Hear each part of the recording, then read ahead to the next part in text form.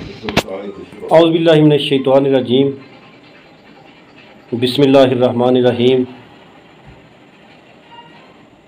मैं आज अपने हल्का N120 की आवाम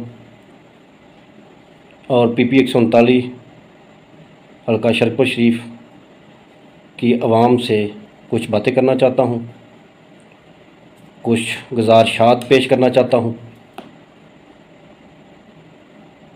कि वज़ीर-ए-आज़म पाकिस्तान जनाब इमरान ख़ान साहब हक़ और सच पे डट गए हैं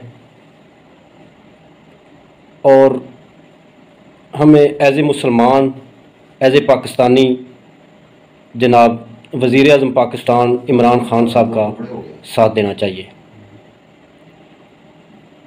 मैं अपने हल्का N120 PP 139 तहसील शरकपुर की आवाम से अपील करता हूँ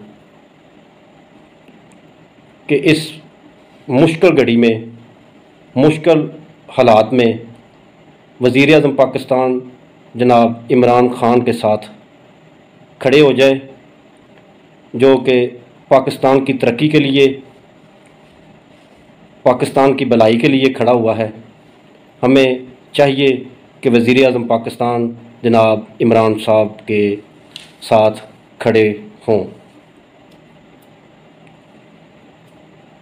शुक्रिया।